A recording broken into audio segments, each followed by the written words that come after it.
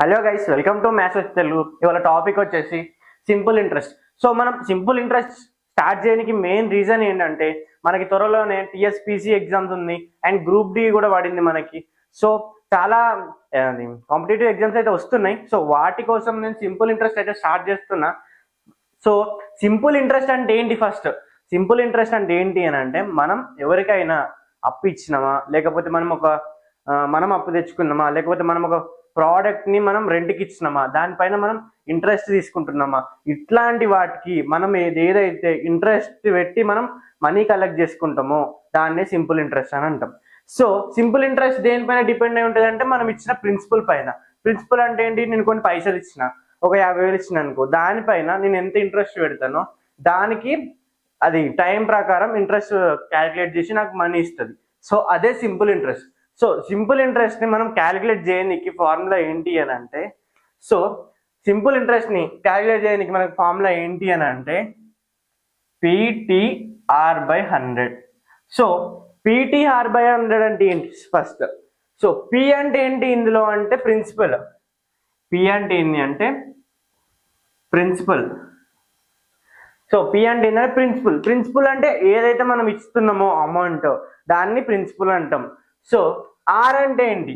R అంటే ఏంటి అంటే రేట్ ఆఫ్ ఇంట్రెస్ట్. మనం ఇచ్చిన పైసలు ఆర్ మనం ఇచ్చిన అమౌంట్ అది ఎంత రేట్ ఆఫ్ పర్సెంటేజ్కి ఇస్తాము, అంటే ఎంత రేట్కి ఇస్తాము, ఎంత పర్సెంటేజ్కి ఇస్తాము, దాన్నే R అంటాం, పర్సంటేజ్.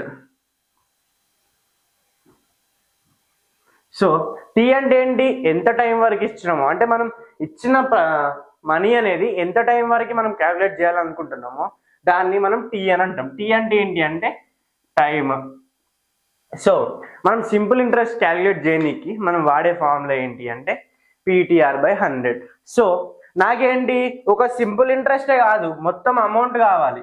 ఒకవేళ నేను కొంచెం అమౌంట్ ఇచ్చిన, ఒక 50,000 ఇచ్చిన, దానికి నాకు మిత్తితో కలిపి ఆన్సర్ కావాలి. అంటే నాకు మిత్తితో కలిపి నేను ఇచ్చిన అసలు పైసలకి మిత్తి ఎంతనో కావాలి.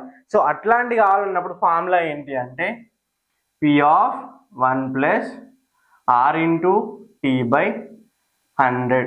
అంటే ఏంటి అంటే, నేను ఒక 50,000 ఇచ్చిన, లేకపోతే ఒక 1,00,000 రూపాయలు ఇచ్చిన, దానికి ఒక మిత్తి పడుతుంది కదా, మిత్తి అండ్ అసలు కలిపి చెప్పేది ఈ ఫార్ములా ఏంటి? P(1 + RT/100).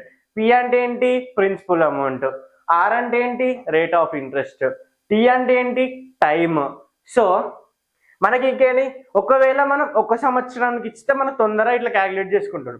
ఒకవేళ కొన్ని సంవత్సరాలకు ఇచ్చినప్పుడు, నేను ఒక 4 సంవత్సరాలకు ఇచ్చిన, లేకపోతే ఒక 5 సంవత్సరాలకు ఇచ్చినప్పుడు నాకు చేంజెస్ ఏం అక్కరైతే, ఒకవేళ నేను ఏంటి అని అంటే నా మనీని నేను 50,000 1,00,000 ఇచ్చిన, నా మనీని నేను 2 సంవత్సరాలకు ఇచ్చినప్పుడు ఏంటి, నాకు ఇక్కడ సేమ్ అమౌంట్ ఉంటుంది, సేమ్ రేట్ ఆఫ్ పర్సెంటేజ్. అంటే ఏంటి, నేను Pని అండ్ Rని కాన్స్టాంట్ ఇస్తున్నా. అంటే Pని 2 సంవత్సరాలకి, అంటే ఫస్ట్ సంవత్సరానికి P సేమే, R అంటే రేట్ ఆఫ్ ఇంట్రెస్ట్ ఫస్ట్ సంవత్సరానికి సెకండ్ సంవత్సరానికి సేమే.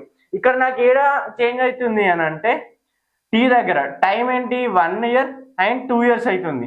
ఇడ వేరే ఉంది. సో సింపుల్ ఇంట్రెస్ట్ అనేది టైం పైన డిపెండ్ అయి ఉంటుంది. ఇక్కడ ఈ కండిషన్లో సింపుల్ ఇంట్రెస్ట్ టైం పైన డిపెండ్ అయి ఉంటుంది.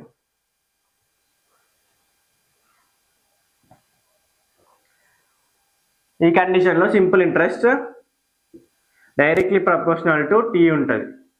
సో నెక్స్ట్ ఇవేంటి? కాన్స్టాంట్గా పెట్టుకుంటున్నాం వీటిని. సో నెక్స్ట్ కండిషన్లో నేను టైంని అండ్ ప్రిన్సిపల్ని కాన్స్టాంట్గా పెట్టుకుంటున్నా. టైమ్ అండ్ ప్రిన్సిపల్ని కాన్స్టాంట్గా పెట్టుకుంటున్నా. సో ఇక్కడ simple interest directly proportional to R అవుతుంది. అంటే ఏంటి, నేను మనీ అనేది ఒక 5 సంవత్సరాలకి ఇచ్చిన, సేమ్ టైం అదే 5 సంవత్సరాలకి మనీ ఇచ్చిన, కానీ ఫస్ట్ సంవత్సరానికి వేరే పర్సెంట్ మిత్తి, సెకండ్ సంవత్సరానికి వేరే పర్సెంట్, అట్లా సంవత్సరానికి మిత్తి అనేది మార్చుకుంటూ ఇచ్చిన. అట్లాంటప్పుడు సింపుల్ ఇంట్రెస్ట్ అనేది మనకి R పైన డిపెండ్ అయి ఉంటుంది. సింపుల్ ఇంట్రెస్ట్ అనేది అంటే రేట్ ఆఫ్ పర్సెంటేజ్ పైన డిపెండ్ అయి ఉంటుంది. ఒకవేళ నేను సేమ్ టైమ్ సేమ్ పర్సెంటేజ్ కానీ ఏంటి అంటే ప్రిన్సిపల్ అమౌంట్ అనేది డిఫరెంట్ ఇచ్చిన, అంటే ఫస్ట్ సంవత్సరానికి వేరు ఇచ్చిన, ఫస్ట్ సంవత్సరానికి 50,000 ఇచ్చిన అనుకో, సెకండ్ సంవత్సరానికి ఇంకొంచెం కలిపిచ్చిన, అట్లాంటప్పుడు నాకు టైం అదే ఉంది అండ్ ఆర్ కూడా సేమే ఉంది. అట్లాంటప్పుడు ప్రిన్సిపల్ అమౌంట్ పైన ఏంటి సింపుల్ ఇంట్రెస్ట్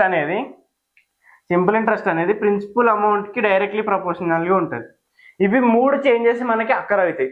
వీటిని మనం కామన్గా చూసుకుంటే ఈ ఫార్ములాలో సబ్స్టిట్యూట్ చేయాలి.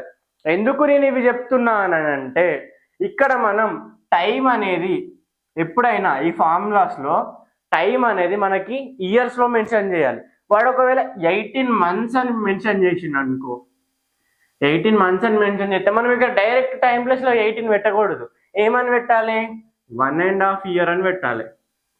అంటే 1.5 years అని ఎట్లా పెడతాం? 1 × 1/2 అని పెట్టాలి. సో అట్లా, అందుకే నేను ఈ కండిషన్స్ చెప్తున్నా.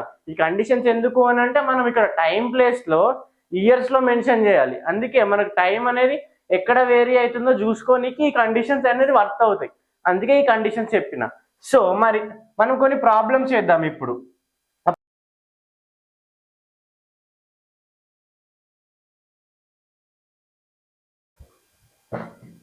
సో ఫస్ట్ ప్రాబ్లం ఏంటంటే చూడండి, how much simple interest will for 4,000 earn in 18 months and 12% annum. అంటే ఏమంటుండంటే నేను 4,000